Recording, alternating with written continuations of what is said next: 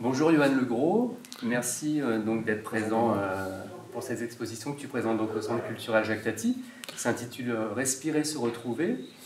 Donc on a quelques questions à te poser. La première, c'est d'abord de savoir quel est ton parcours et pourquoi tu es arrivé à la photographie. Alors, je suis âgé de 35 ans, j'ai fait un bac littéraire, et en fait, je suis arrivé, c'était en 2007-2008, je sais plus, ça fait longtemps, à Amiens, donc j'ai fait la faculté des arts, j'ai fait pas mal de théories, j'ai validé un master, et j'avais commencé du coup une thèse. J'ai travaillé sur la narration, quelque chose qui me plaisait, mais il y a un moment en fait où je sentais que j'en avais un peu marre du côté très théorique, et j'avais envie en fait de faire, comme on dit des fois, quelque chose de mes 10 doigts. Et donc je me suis mis à la photographie un peu sur un coup de tête, hein, sans forcément connaître les tenants aboutissants, le côté pratique de la photo. Donc je suis quand même autodidacte à ce titre-là. Et donc c'est comme ça en fait que je me suis, on va dire, passionné, j'ai plongé dans la photographie. Et en fait en 2017 j'ai créé mon entreprise et j'ai commencé à essayer du coup d'en vivre. Donc voilà, c'est à peu près ça le background, de façon simple. Et le support de la photo, qu'est-ce que ça peut amener de plus, ou qu'est-ce que c'est par rapport à d'autres supports artistiques, c'est quoi, qu'est-ce que ça fait passer en plus, ou qu'est-ce que ça peut faire passer comme message? Qu'est-ce que pour toi, qu'est-ce que ça t'amène, et qu'est-ce qui fait que ton travail, voilà, puisse faire passer des messages, par exemple? En fait, je trouve qu'il y a autant de photographies que de photographes. Après, bien sûr, il y a des genres, et chacun, des fois, se retrouve dans tel ou tel genre. Mais moi, ce qui m'intéresse et ce qui me plaît dans la photographie, c'est qu'en fait, je suis quelqu'un d'assez contemplatif, et en même temps, j'aime bien être, des fois, un peu instinctif. Et du coup, la photographie, elle me permet vraiment de capter ça. Ça veut dire, je peux me permettre d'observer quelque chose, et il y a des moments, en fait, où on sent qu'en une fraction de seconde, il se passe quelque chose, où il y a un petit peu, les étoiles s'alignent. Et donc ça, c'est intéressant. Également, du coup, la pratique du numérique permet, comme on pouvait le faire également en argentique, mais c'est vrai que c'est simplifié peut-être en numérique maintenant, on peut vraiment travailler son image, donc donner une tonalité particulière. Comme je dis souvent, je photographie comme un photographe, mais je développe comme un peintre. C'est-à-dire, je vais assombrir, éclaircir, je vais jouer sur les teintes, etc. Donc c'est quelque chose qui me plaît, en fait. Ce côté un peu instantané qui permet également du coup d'avoir une grande réflexion par la suite sur son travail. Du coup, ça nous donne vraiment envie d'aller un peu plus loin et de savoir si tu pouvais nous parler plus précisément d'un travail photographique ou de travaux, par exemple. Est-ce que tu peux nous parler de certaines de tes œuvres, de tes productions? Oui, en fait, je vais essayer de me restreindre sur l'exposition, là, parce que sinon, parce qu'il y a plusieurs genres voilà, qui peuvent m'intéresser. En fait, cette exposition, donc Respirer, se retrouver, pour moi, c'était quand même le fil conducteur de ce qui me touche et ce qui me parle en photographie.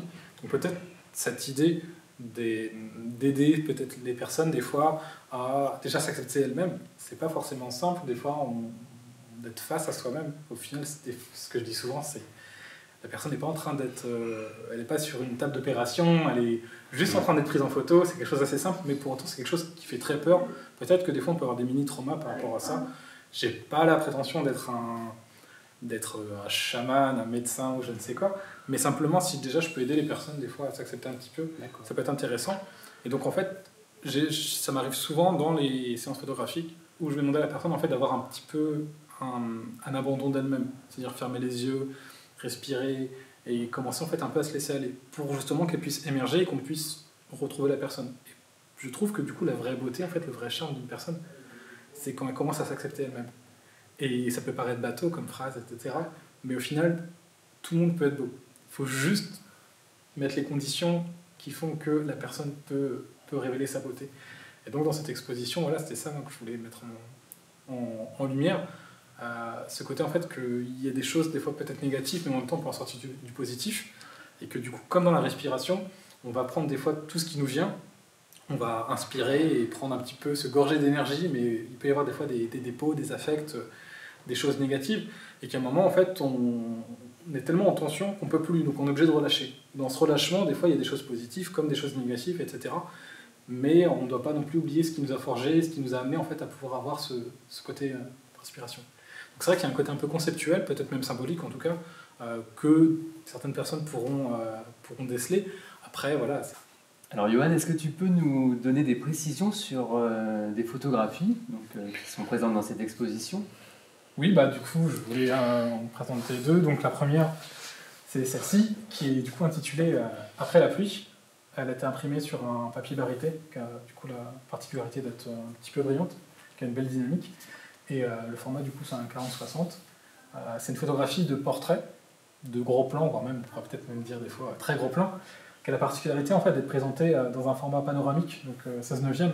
Et pour moi l'intérêt en fait c'était vraiment qu'il y avait un côté d'une part cinématographique et surtout qu'il y avait une lecture de la photographie qui était faite comme un peu, enfin, comme la lecture d'un paysage.